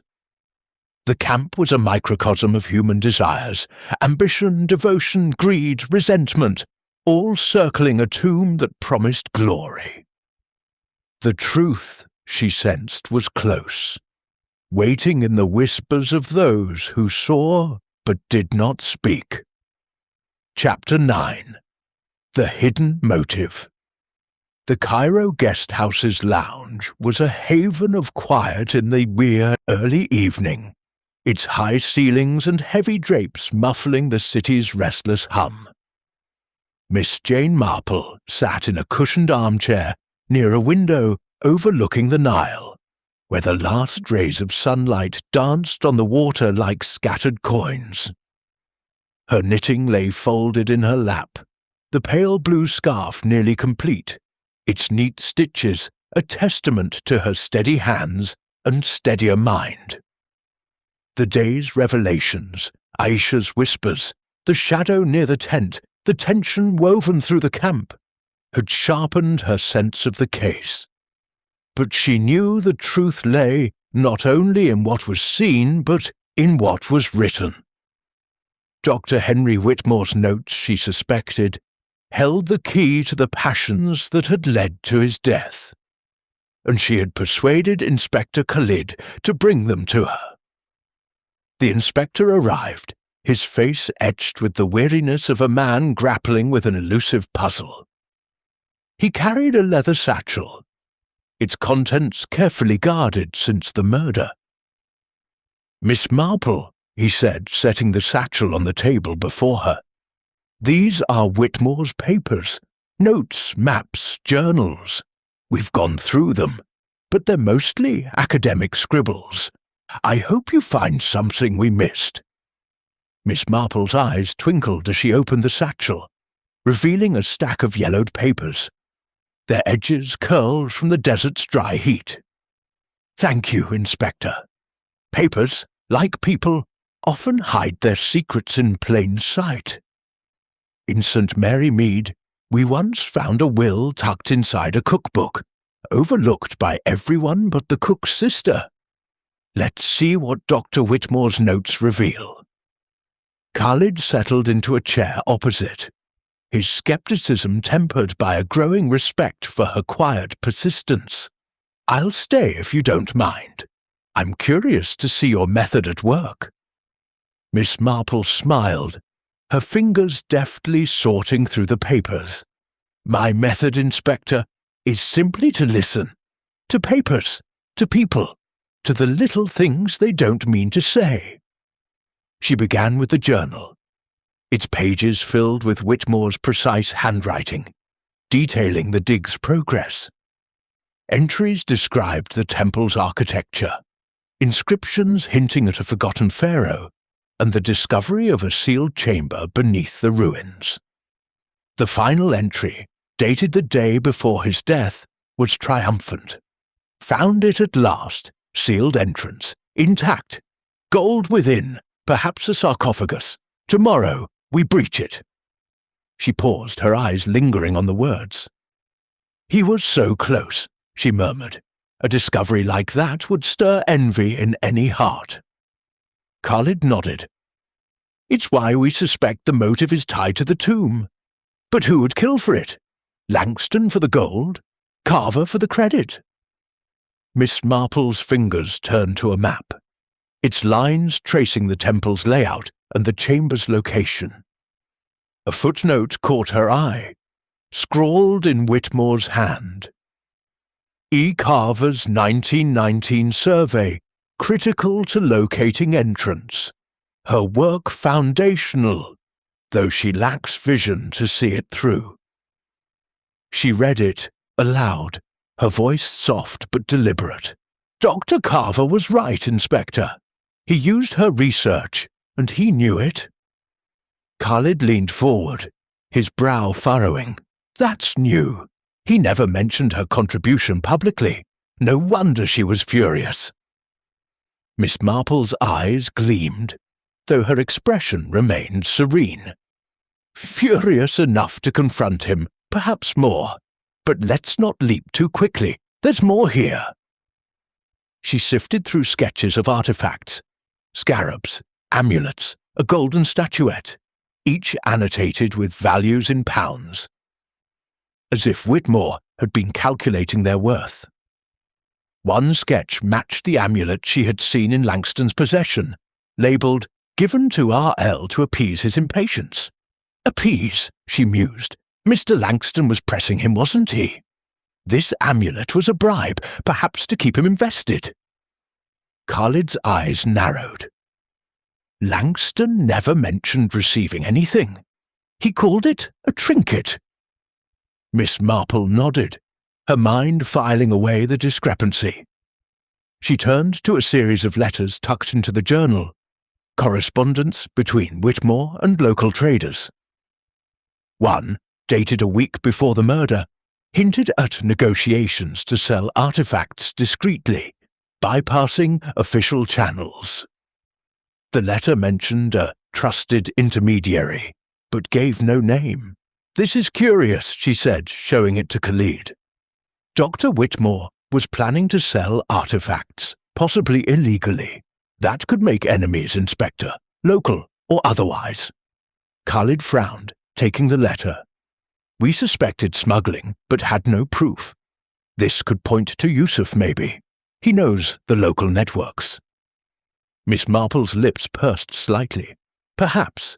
But Yusuf's loyalty seems to the desert, not to profit. Let's see what else we have. She found a list of camp duties, noting Clara's role as transcriber and assistant, her name underlined with a comment. Reliable, if overly earnest. Another note mentioned Yusuf's patrols, described as vigilant but solitary, and a passing reference to Evelyn's disruptive presence after her arrival. The final document was a draft of a paper, its title bold, The Lost Tomb of the Forgotten Pharaoh, a discovery by Henry Whitmore. The introduction credited his team vaguely, but made no mention of Evelyn Carver. Miss Marple's fingers lingered on the page, her mind turning over the implications. This would have sealed her exclusion, she said softly. To see her work claimed so brazenly. It's a wound few could bear lightly. Khalid leaned back, rubbing his temples. So, Carver had the strongest motive, her life's work stolen. But Langston's greed, Yusuf's possible ties to traders, Clara's devotion, they all fit in their way. Miss Marple closed the journal, her hands resting on its worn cover. They do, Inspector. But motives are like threads in a tapestry. Alone, they're fragile. Woven together, they form a picture. Clara's devotion could hide resentment. Langston's greed could mask desperation. Yusuf's silence could shield a deeper loyalty. And Evelyn, her anger burns brightest, but is it enough to kill? She opened her notebook, her pen moving with quiet precision. Whitmore's notes. Confirms Carver's research used. Amulet given to Langston. Possible smuggling. Clara earnest, Yusuf solitary, Evelyn disruptive. Paper claims sole credit. Motive strongest for Carver, but others not clear. Who benefited most from his death? She closed the book, her eyes drifting to the Nile, its waters now dark under the evening sky. Inspector, she said, her voice gentle but firm, I'd like to speak with the suspects again. Together this time. Sometimes people reveal themselves when they're watched by others. Khalid raised an eyebrow. A confrontation. That's bold, Miss Marple.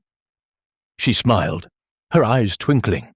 Not a confrontation, my dear Inspector. Just a conversation. In St. Mary Mead, we once solved a mystery by gathering the choir for tea. They talked, and the truth slipped out. Let's see what slips out here. Khalid agreed, arranging for the suspects to meet in the lounge the following evening. As he left, Miss Marple remained by the window, her thoughts weaving through the notes she had read. Whitmore's ambition had stirred a storm in that camp, and someone had turned it deadly. The truth, she sensed, was close, hidden in the interplay of pride, greed, and betrayal. Like the hieroglyphs in the temple, it waited to be deciphered, and she would do so with the patience of one who had unravelled many such secrets before. Chapter 10. The Trap is Set. The lounge of the Cairo guest house was hushed in the soft glow of evening, its heavy drapes drawn against the city's clamour. the air thick with the scent of sandalwood and anticipation. Miss Jane Marple sat in a high-backed chair near the centre of the room, her knitting folded neatly in her lap, her small figure radiating a quiet authority that belied her unassuming appearance. The four suspects, Clara Henshaw, Rupert Langston, Yusuf Amar, and Dr. Evelyn Carver, were arranged in a loose semicircle before her. Their faces a study in tension. Clara's pale and nervous, Langston's flushed and impatient, Yusuf's impassive as stone, and Evelyn's sharp with defiance. Inspector Khalid stood by the door, his arms crossed, his eyes alert for any sign of revelation. Miss Marple had requested this gathering, sensing that the truth, like a desert spring, would surface only under pressure, in the interplay of glances and half-spoken truths. "Ladies and gentlemen," she began, her voice as gentle as a village gossip, sharing news over tea. "I thank you for coming. I know this is trying, but the truth about Dr. Whitmore's death lies among you, and I believe it's time we brought it into the light. Murder, you see, is a very human act, driven by passions we all understand, ambition, betrayal, fear. My village, St. Mary Mead.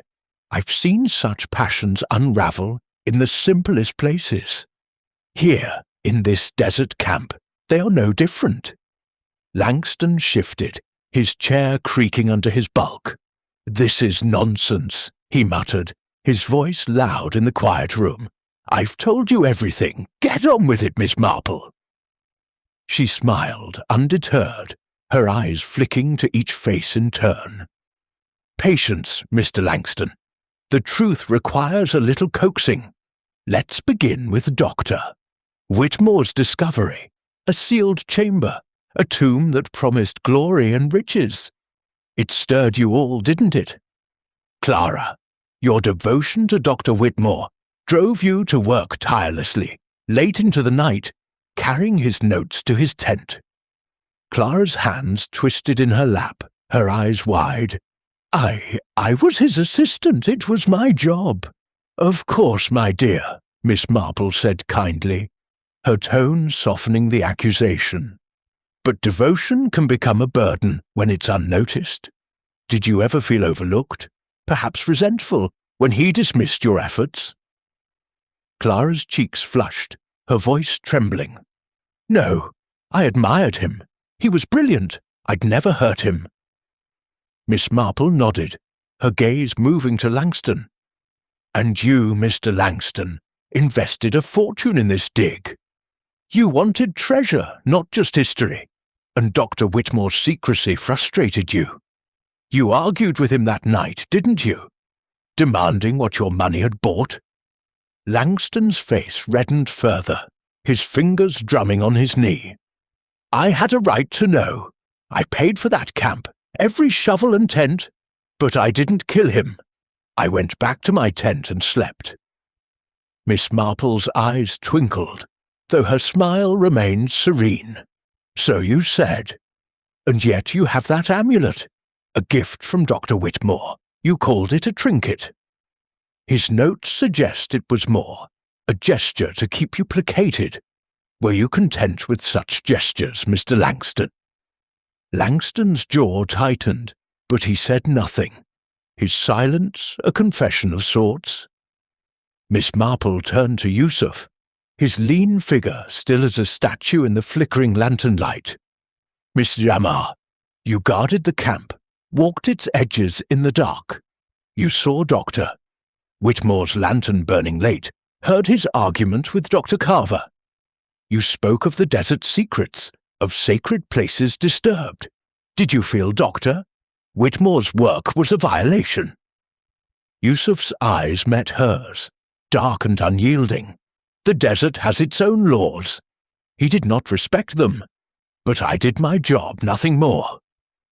Miss Marple nodded, her needles glinting as she lifted them briefly, as if to punctuate her thoughts. Your job, yes, and you did it well, watching, listening. Perhaps you saw more than you've said, a shadow, a movement in the night. Yusuf's expression did not change, but his fingers twitched, a small betrayal of his calm. I saw what I told you. The wind hides much. Miss Marple's gaze settled on Evelyn Carver, whose posture was rigid, her hazel eyes blazing with barely concealed defiance. And you, Dr. Carver, had the deepest grievance. Dr. Whitmore used your research, built his triumph on your years of toil. His notes confirm it. Your 1919 survey led him to the tomb. You confronted him that night, accused him of theft. The camp heard your anger. Did it drive you to more than words? Evelyn's lips curled into a sneer, her voice cold and sharp. I told you, Miss Marple. I argued with him and left. I didn't need to kill him to reclaim what's mine. My work will speak for itself. Miss Marple leaned forward slightly, her voice soft but piercing. Will it? His draft paper claimed the discovery as his alone. Your name was nowhere in it. That must have been a bitter pill, Doctor. Carver, to see your legacy stolen. Evelyn's hands clenched, her satchel shifting against her side. Bitter, yes, but I'm no murderer. You have no proof, only guesses. Miss Marple's smile was gentle, almost apologetic. Not guesses, my dear, observations. The rope that killed Dr. Whitmore was tied with a peculiar knot, not local, perhaps nautical. The chair in his tent was overturned, suggesting a brief struggle, yet no one heard a cry. The wind, or perhaps trust, silenced it. A shadow was seen near his tent, and a silver clasp lay by the fire, broken as if dropped in haste. And then there's the path to the temple, lightly trod, where someone was seen that night, not in their tent as claimed. She paused, her eyes sweeping the room, noting Clara's quick intake of breath, Langston's scowl, Yusuf's stillness, Evelyn's tightening jaw. Each of you had reason to wish Dr. Whitmore gone, she continued. Clara, your unreturned devotion. Mr. Langston, your thwarted greed. Yusuf, your loyalty to the desert sanctity. But you, Doctor, Carver, had the strongest cause, a life's work stolen, a name erased from history. You were seen near the temple after your argument, yet you claim you went to your tent. I wonder, did you return to his rope in hand? Evelyn stood, her voice rising. This is absurd. You're spinning tales, Miss Marple. I was in my tent working. I didn't kill him. Miss Marple's needles clicked once, a soft punctuation. Perhaps not, but the truth is here, in this room. Someone entered that tent, someone he trusted enough to let close. The knot, the clasp, the shadow, they point to one of you. I shall find out, you know. The truth always surfaces, like water in the desert. The room fell silent, the tension thick as the heat outside. Clara's eyes darted to Yusuf, who remained impassive. Langston mopped his brow, muttering under his breath. Evelyn's gaze locked on Miss Marple, a mix of anger and something like fear in her eyes. Inspector Khalid stepped forward, his voice calm but firm. Miss Marple, do you have more to say, or shall we end this? She smiled, her eyes never leaving the suspects. Not yet, Inspector, but soon. I suggest we all rest now. Tomorrow, I may have more questions. As the suspects dispersed, their footsteps echoing in the corridor, Miss Marple remained seated, her knitting resumed, her mind racing. She had stirred the waters, and something had shifted. Evelyn's defiance, Clara's nervousness, Yusuf's guarded glance. The trap was set, and she knew that one of them would betray themselves, as they always did in the end. She opened her notebook and wrote, "Gathering. Evelyn defensive, Clara anxious, Langston blustering, Yusuf silent, shadow clasp, not point to intent. Evelyn's motive strongest, but others' reactions suggest hidden truths. Who broke under pressure?" Closing the book, she gazed at the Nile, its dark waters reflecting the stars. The truth was close. She felt it, waiting to be plucked from the tangle of human desires. Chapter 11. The Final Clue.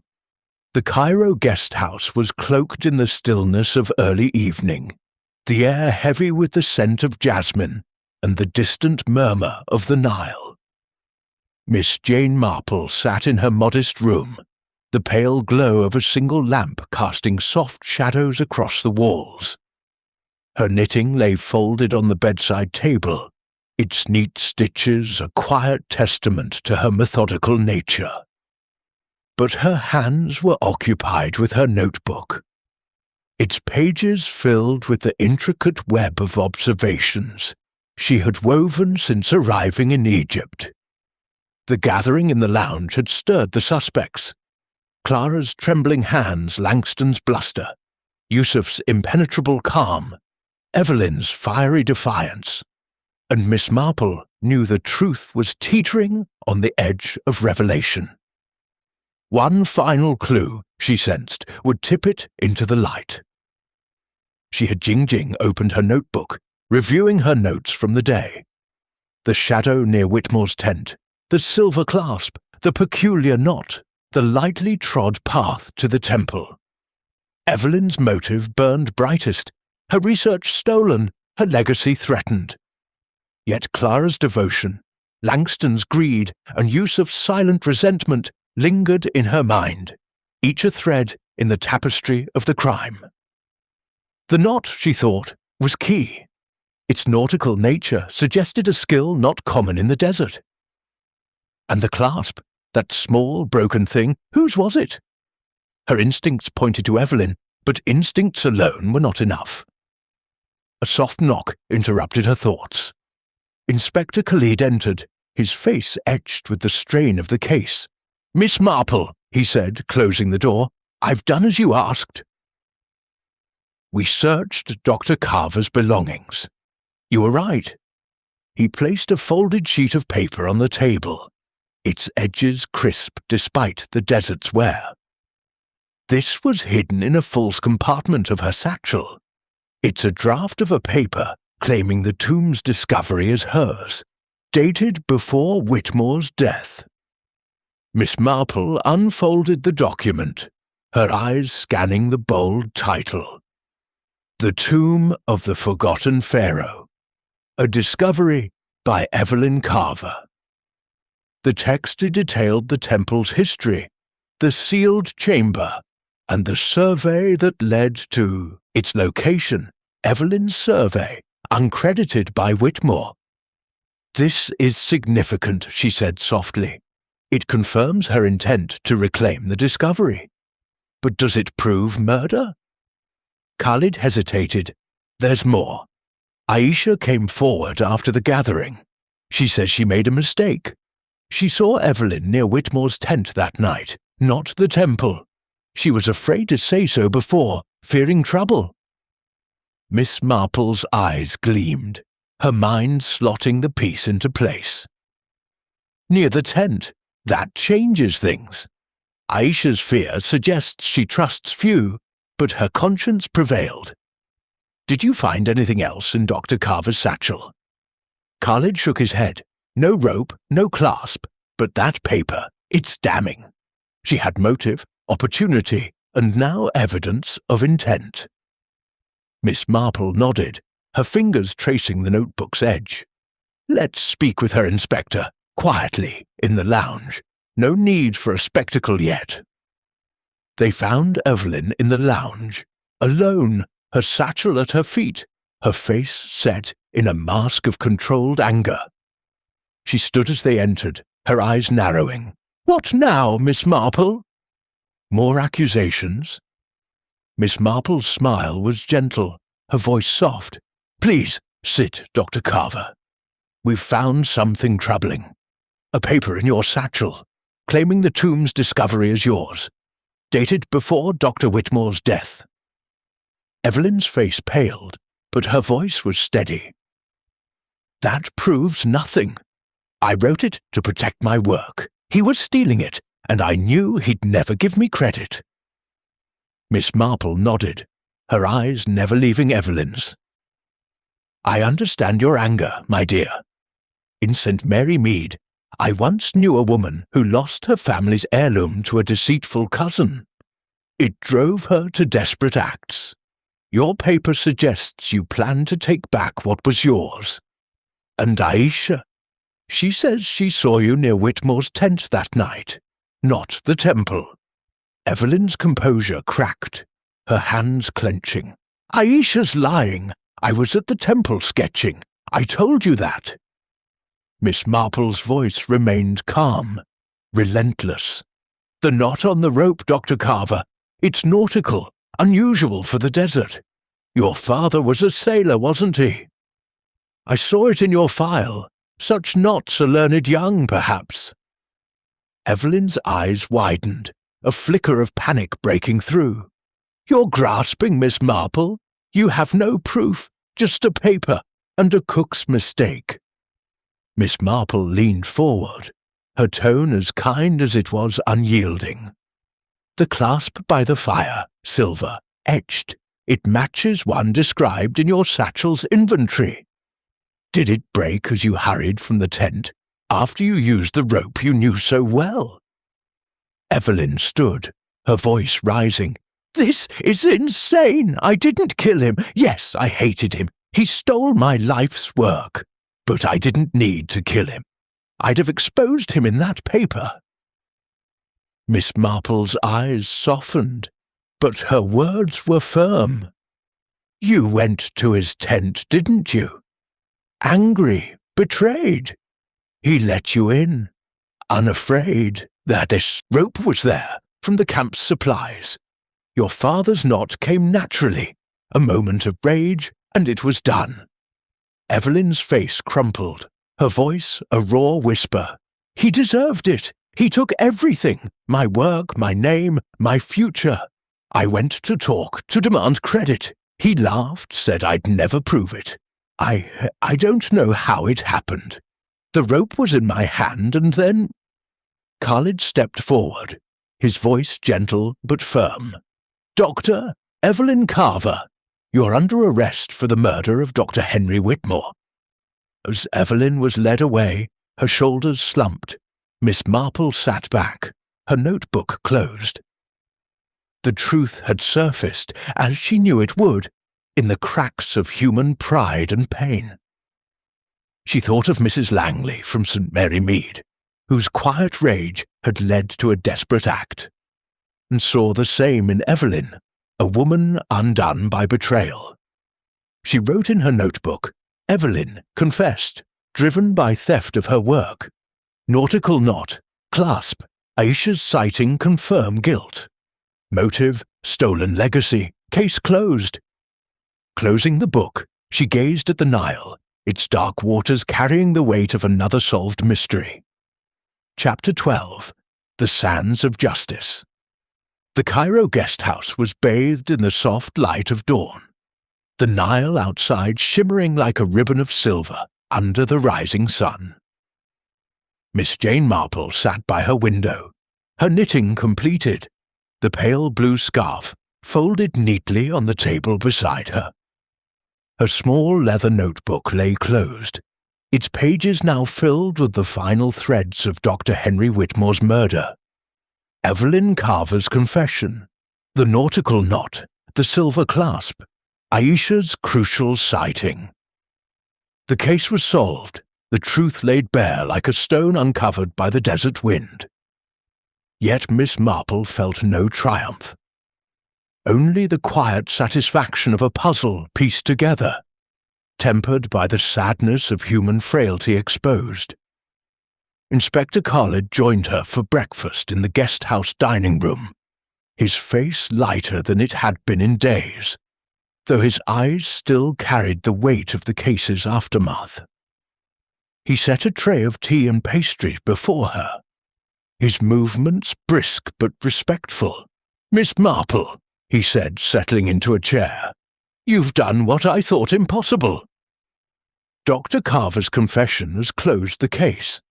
The consulate is singing your praises, and I confess, I'm in awe. How did you know it was her?" Miss Marple smiled, her hands folding over her shawl as she sipped her tea, the familiar ritual grounding her thoughts. "I didn't know, Inspector, not at first. But people, you see, are like the patterns in my knitting. Each stitch reveals a little more of the whole." Dr. Carver's anger was a bright thread, her pride in her work a wound that festered. The knot, the clasp, Aisha's sighting, they were small things, but they pointed to her. "In my village, St. Mary Mead, I once saw a woman undone by a stolen recipe, her pride driving her to sabotage a rival's garden. Dr. Carver's loss was far greater, and so was her act." Khalid leaned forward, his brow creasing with curiosity. "But the others, Clara, Langston, Yusuf, they all had motives. How did you untangle them?" Miss Marple's eyes twinkled, her voice soft but precise. Clara's devotion was real, but it was unreturned, a quiet pain that made her nervous, not murderous. Mr. Langston's greed was loud, but he wanted the tomb's riches, not Whitmore's death. His amulet was a bribe, not a motive. Yusuf's silence hid resentment, yes, but his loyalty was to the desert, not to violence. Evelyn, though, her rage was personal, her legacy stolen. The nautical knot learned from her sailor father betrayed her hand, and the clasp, dropped in haste, marked her presence at the tent. Khalid shook his head, a wry smile tugging at his lips. "You see things we miss, Miss Marple. The desert is vast, but you found the truth in its shadows." She inclined her head, her smile gentle. "The desert is not so different from my village, Inspector. People carry their secrets everywhere, and secrets like sand shift to reveal what's beneath." As Khalid rose to finalize his report, he paused, his expression earnest. "The consulate has asked me to convey their gratitude. You've saved us months of work. Will you stay in Cairo a while?" Miss Marple's eyes drifted to the Nile, its waters catching the morning light. "No, Inspector. My work here is done and saint. Mary Mead calls me home. There are roses to tend, and my knitting awaits. But I shall carry the memory of this desert with me." That afternoon she packed her small case, her shawl tucked neatly inside, and boarded a train back to Alexandria, where a ship would carry her to England. As the train rattled through the desert, she gazed at the endless dunes, their shapes shifting like the motives she had unravelled. The case of Dr. Whitmore's murder was closed, but its echoes lingered. A reminder of ambition's cost, of pride's sharp edge. Back in St. Mary Mead, Miss Marple settled into her cottage, the familiar creak of her armchair a comfort after the desert's vastness.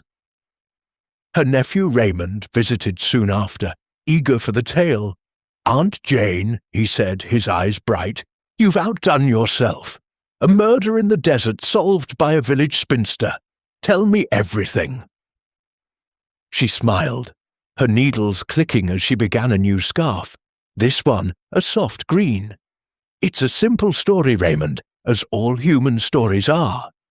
A woman's work was stolen, her pride wounded, and in a moment of rage she acted. The desert hid her steps, but not her heart." Raymond leaned back, shaking his head. "You make it sound so ordinary, Aunt Jane. But you saw what no one else did." Miss Marple's eyes twinkled, her voice soft. "I only saw what people are, Raymond. And people, like sand, always reveal what's beneath if you know where to look." As the fire crackled and the roses nodded outside her window, Miss Marple's needles moved on, weaving a new pattern, ready for the next secret to unravel.